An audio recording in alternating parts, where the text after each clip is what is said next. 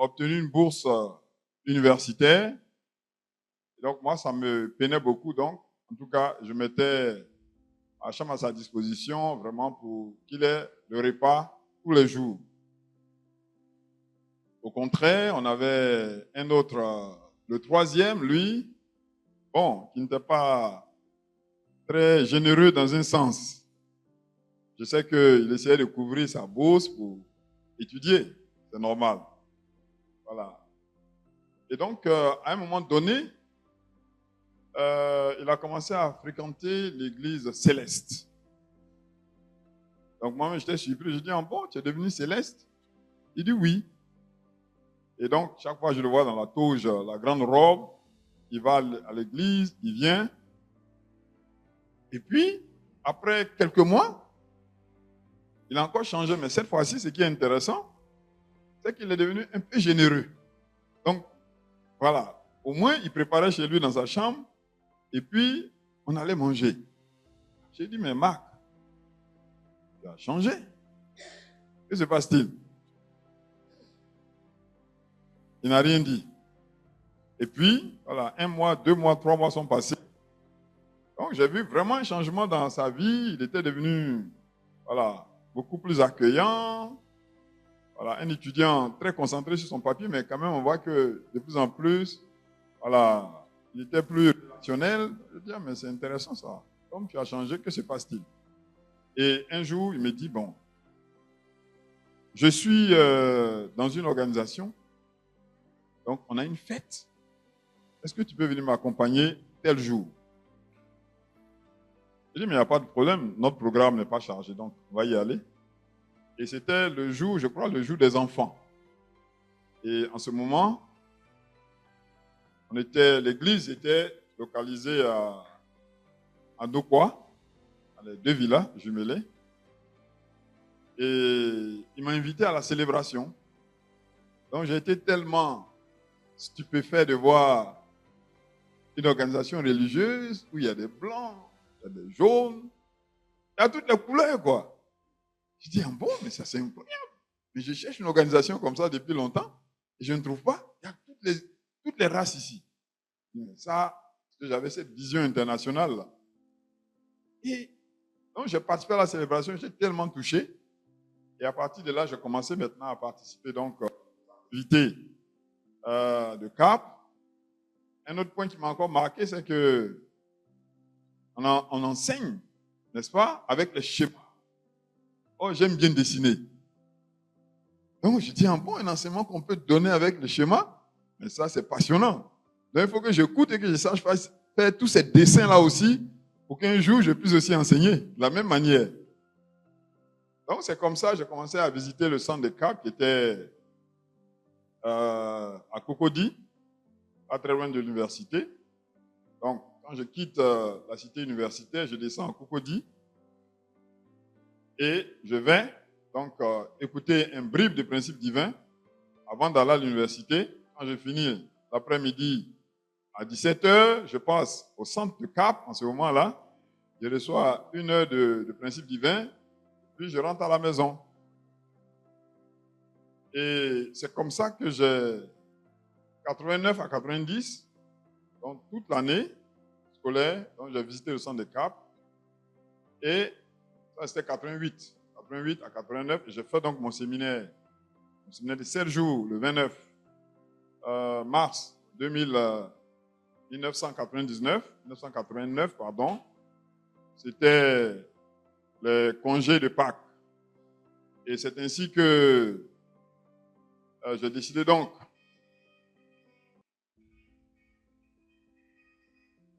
voilà. C'est ainsi donc que voilà, je me suis réellement commencé à m'engager.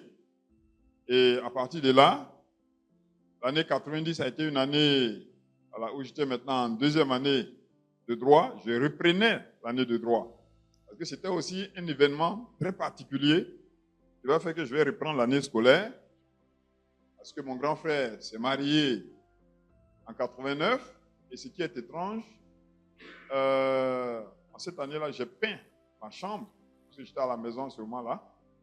J'ai peint ma chambre avec de la peinture à huile. Puis j'ai commencé à avoir des douleurs de tête.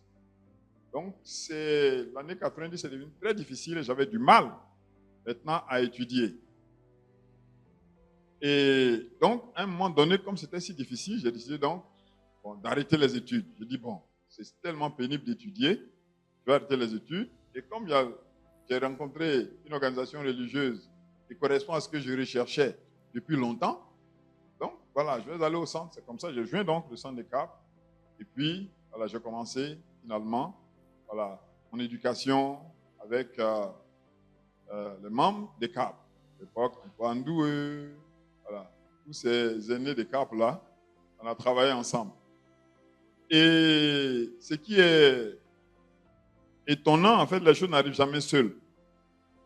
Parce que quand j'ai commencé maintenant à enseigner le principe divin, alors c'est là qu'un jour, mon père m'est apparu et il me dit, ah voilà, c'est là que je voulais que tu sois. Donc ça m'a amené quand même à réfléchir. Ah bon? Donc on ne sait jamais. Peut-être qu'il a créé toutes ces circonstances pour que je ne puisse pas étudier, pour que je puisse joindre le principe. Parce que si j'avais eu voilà, cette capacité de continuer à étudier, je serais focalisé réellement sur les études. Voilà, puisque mon intention était de devenir magistrat et tout ça. Voilà, donc, en tout cas, si ce problème n'était pas survenu, voilà, peut-être que je n'aurais pas joint l'Église. Donc, peut-être qu'il a dû créer toutes ces circonstances voilà, pour embrouiller mon cerveau et que finalement, je prenne une telle décision. On peut voir combien de fois aussi le monde spirituel peut travailler voilà, d'une manière un peu bizarre pour réellement nous réorienter. Parce que c'est après, quand je suis allé une fois au village, à Beauville, et que je fouillais dans ces documents que j'ai trouvé véritablement des livres, n'est-ce pas, de spiritualité, voilà, où on parlait du Messie, voilà, des livres un peu ésotériques dans lesquels vraiment, je dis, ah bon, donc ce vieux-là, il recherchait le Messie alors. Donc comme il n'a pas pu trouver, voilà, il a dû travailler en sorte que moi, je puisse rencontrer le principe. Et donc, nous avons fait ce chemin. Aujourd'hui, je ne vais pas parler de tous ces détails. Et comme aujourd'hui, ça concerne la vie des familles, je voudrais juste brosser cet aspect. Et c'est comme ça, donc, que nous avons fait notre chemin dans le principe divin, dans CAP. Voilà. Et en 1992, il y avait la bénédiction des 30 000 couples. Et je devais aller à la bénédiction. Mais honnêtement, je ne me sentais pas du tout prêt. Parce que, à un moment donné, en 92, on avait demandé de faire l'équipe 92. Voilà. Et j'avais tellement peur du fundraising en ce moment-là. Mais moi, un étudiant, je vais marcher dans les rues, bon, tout ça quand même. Les amis vont me voir, ils vont se moquer de moi. Vraiment, ce n'était pas une décision facile à prendre. Voilà. Je pouvais faire certaines activités, mais le faire de façon régulière pendant des mois, je dis non, mais ça va être difficile. Hein? Donc, comme l'équipe avait commencé et que je ne voulais pas joindre l'équipe, donc je suis parti à la maison. Je suis parti donc à la maison pour éviter d'être là. Et puis tous les gens disent, mais tu ne vas pas en fundraising. Ce ne serait pas juste. Donc, je suis parti à la maison. Et pendant que j'étais à la maison, un jour, j'ai fait un rêve. Et puis, voilà, j'ai vu Révérend Bakary, j'ai vu le inspecteur Adam Doumbia. Donc, comme si dans mon rêve, ils sont venus à la maison. Ils m'ont parlé, ils disent, non, mais quel est le problème? Je dis, non, moi, je n'ai pas de problème. Mais je ne veux pas aller à la bénédiction maintenant. C'est pas grave, il faut revenir au centre. Donc, et une semaine plus tard, ils sont venus à la maison, en effet. Voilà, et on a discuté, mes grandes soeurs, mes grands frères étaient là, et puis voilà. Ils ont dit à mes parents, ah mais c'est bon qu'ils reviennent, tout. Je dis, mais vous ne savez pas que ceux qui sont là, ils sont contre le choix que j'ai fait. Donc si vous comptez sur eux, je ne vais jamais revenir. Mais ne vous inquiétez pas, moi-même je sais que voilà, dans un mois, je viens au centre. Donc ne vous inquiétez pas pour ça. Donc c'est comme ça, effectivement, un mois, je suis retourné au centre. Mais ils insistaient pour que j'aille à la bénédiction. Je dis non, je vous ai dit que je ne vais pas aller à la bénédiction maintenant. Parce que je n'ai pas rempli toutes les conditions. Je n'ai pas fait le fundraising comme il le faut. Donc, honnêtement, je ne me sens pas prêt. Ce serait comme si je suis en train de tricher à la bénédiction, alors que voilà, tous ces frères et sœurs qui ont vraiment fait la mobilisation comme il se doit. Voilà, donc, s'il vous plaît, voilà, après tout, c'est moi qui vais assumer la bénédiction, ce n'est pas vous. Donc, Je dis, je ne vais pas, je ne veux plus que vous me parlez de ça. Donc, j'ai été faire un coup pour empêcher qu'il parle encore. Voilà. Donc, la bénédiction, je ne suis pas donc allé en 92 à cause de ça. Et maintenant, la bénédiction 95 est arrivée. Donc, il fallait faire l'équipe 95. Voilà, donc, sans hésiter. Donc, j'étais en ce moment-là à l'éducation. Donc, quand l'équipe a commencé, 100 mois d'abord, et puis après quelques mois, donc j'ai quitté l'éducation maintenant pour joindre l'équipe. Et voilà, j'ai commencé l'équipe. À l'époque, ceux qui se souviennent, il fallait avoir le test, c'était 30 000 francs en une semaine, voilà, pour être qualifié pour entrer dans l'équipe. Donc, en 3 jours, j'ai fait mes 30 000 francs. Puis, j'ai joint l'équipe. Donc, ça m'a vraiment redonné confiance pour voir que j'avais peur pour rien. Avec vous. Et donc, c'est comme ça, nous avons joint l'équipe. Et puis, en ce moment, on devait faire l'équipe de fundraising qui devait aller au Burkina Faso. Donc, le team leader qui était là, un frère qui n'est plus dans l'église d'ailleurs, voilà, était envoyé au Burkina Faso. Donc, je suis devenu le team leader de l'équipe de fundraising. Et c'est comme ça qu'on a guidé l'équipe. Et puis, dans la préparation de la bénédiction 95, voilà, au mois de mars, avant août, donc on m'a demandé d'aller au Mali, préparer les candidats à la bénédiction du Mali. Et donc, je suis allé au Mali, voilà, pour former les candidats à la bénédiction. Et donc, après, je suis revenu participer à la bénédiction. Et quand j'étais au Mali, je regardais la carte de l'Afrique. C'était surprenant. Ce n'est pas ce qui m'a poussé, mais je regarde la carte. On parlait du Cabinda. Donc, je regarde la carte, je vois le Cabinda. Et le Cabinda n'est pas dans Angola. C'est une partie Congo. C'est une zone qui se trouve entre le Congo-Brazzaville et le Congo-Kinshasa. Moi, j'étais surpris, je dis, mais pourquoi donc l'Angola réclame, n'est-ce pas, la propriété de ce territoire qui est si éloigné de l'Angola. Et c'est comme ça que je suis, donc, après un moment donné, voilà, entre un leader coréen et le Roi Bakary, il y avait des disputes. Donc j'ai dit, moi je vais rentrer en Côte d'Ivoire parce que je ne veux pas me trouver dans une situation où je dois avoir à être dans une situation de leaders qui font pas la. Donc je suis rentré en Côte d'Ivoire. Je dis, Laurent Bakary insistait pour que je reste. Non, il faut rester, tu as fait la bénédiction ici. Je dis, non, non, non. Moi je retourne en Côte d'Ivoire. Je suis membre de la Côte d'Ivoire. On m'a demandé de venir faire une mission, je viens de l'accomplir. Donc j'ai achevé. Donc début août, je suis rentré donc en Côte d'Ivoire. Et donc on va à la bénédiction, le matching, et puis au moment du matching, puisque j'étais le secrétaire aussi général de l'église, je n'étais pas dans la salle lorsqu'on faisait la délibération de la bénédiction. J'étais en train de faire un travail administratif pour préparer tout ça. Et donc c'est mon frère spirituel, Aboulaye Doumbia, qui m'envoie donc la photo de mon matching. Et puis je regarde la photo, c'est Cabinda. Je dis, ah bon? C'est bizarre ça. C'est Cabinda. Je dis, ah bon? Ah, donc c'est pourquoi Dieu m'a fait penser à ce pays. J'étais préoccupé par le Cabinda.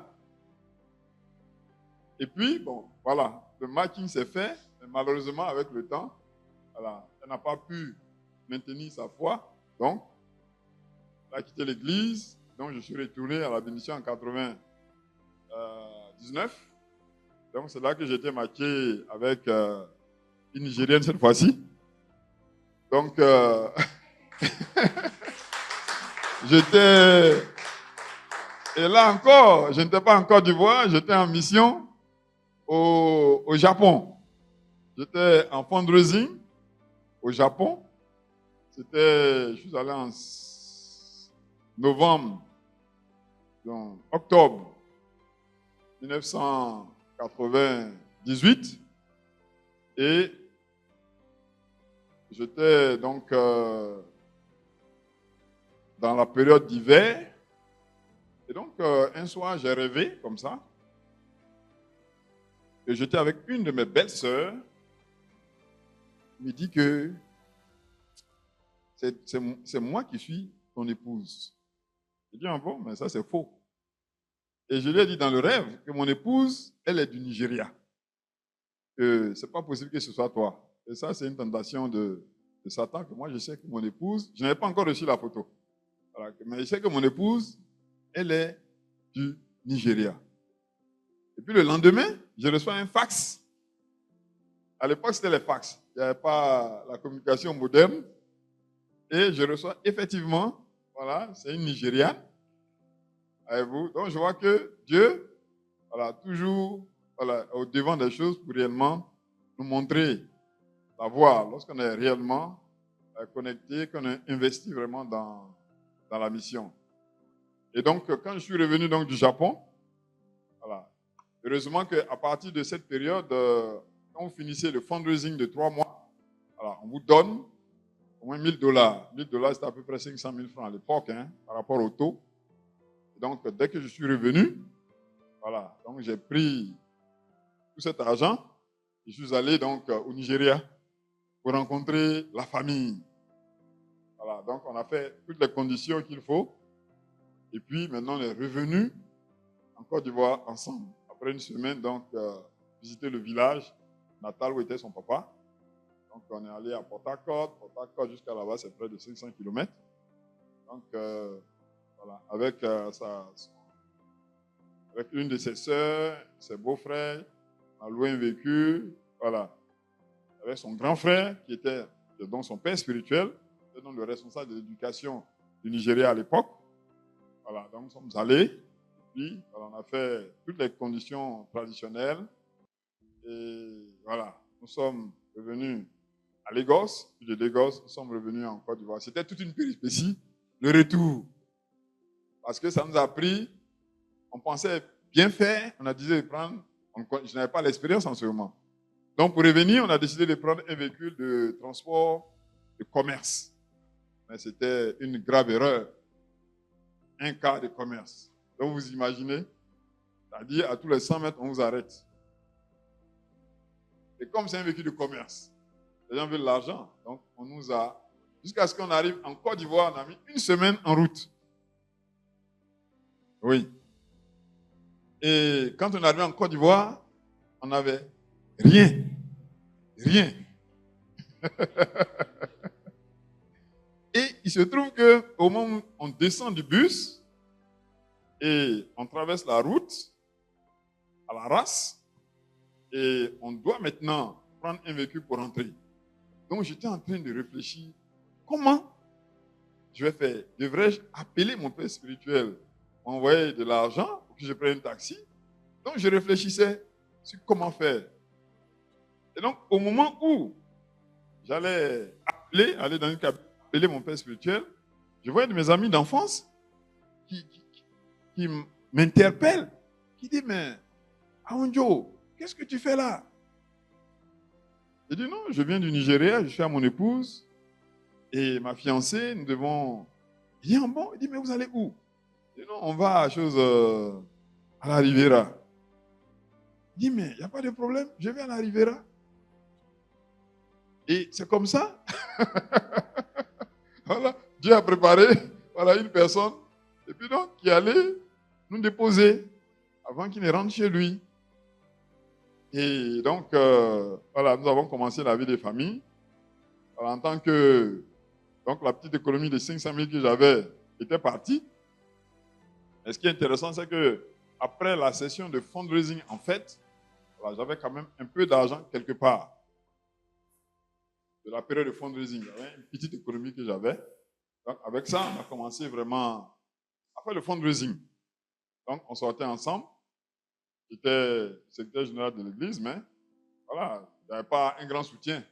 Peut-être un soutien de 40 000 francs à l'époque. Voyez-vous? Donc, qu'est-ce que ça pouvait faire?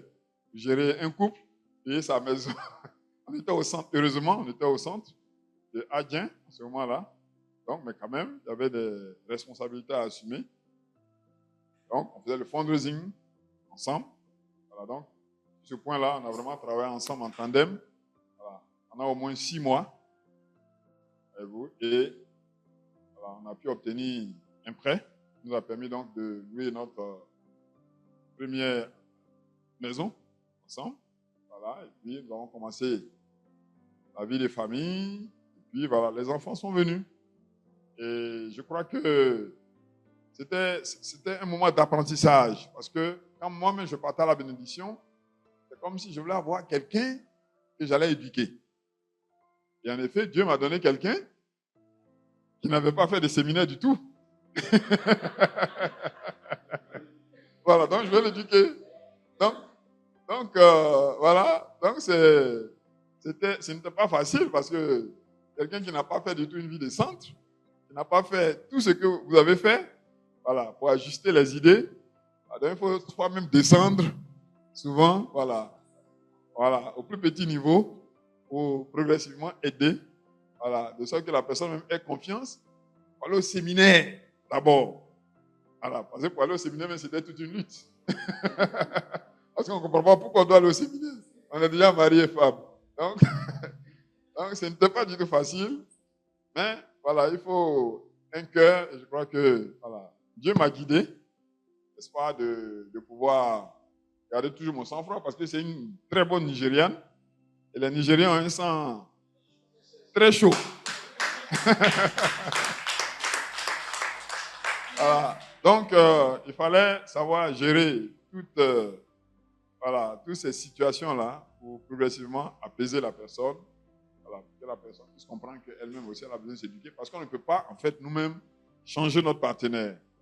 Voilà. On doit être plutôt un soutien que progressivement le partenaire réalise que voilà, il a des efforts aussi à faire pour pouvoir véritablement se transformer. Parce que c'est impossible de changer une autre personne. Nous avons tous la nature déchue. Voilà. Donc, comment encourager la personne, prier pour que Dieu puisse véritablement encourager à lui donner l'inspiration même pour pouvoir notamment aller au séminaire. Donc, ce sont ces challenges. En fait, pour moi, c'était un véritable challenge, mais en même temps, c'était aussi voilà, un défi devant le Parent Céleste qu'il faut absolument que voilà, ma bénédiction marche et que l'enfant de Dieu que tu m'as donné voilà, puisse un jour aussi être fier voilà, de comprendre qu'elle a choisi le bon chemin. Le révérend Onjo, vous n'avez plus qu'une minute. Merci. J'étais à la conclusion. Donc, ça peut dire qu'en réalité, la bénédiction est un chemin voilà, dans lequel voilà, un côté peut être fort, un côté peut être faible. Et c'est le côté faible qui doit faire porter tout le fardeau à un moment donné pour que finalement l'autre puisse se lever, voilà, atteindre notre niveau pour qu'on puisse réellement marcher ensemble. Donc, ça demande beaucoup d'humilité, voilà, beaucoup de calme, beaucoup de sincérité aussi et d'honnêteté dans nos relations. Donc, je suis très reconnaissant aux parents célestes de m'avoir donné une femme comme elle qui est très forte.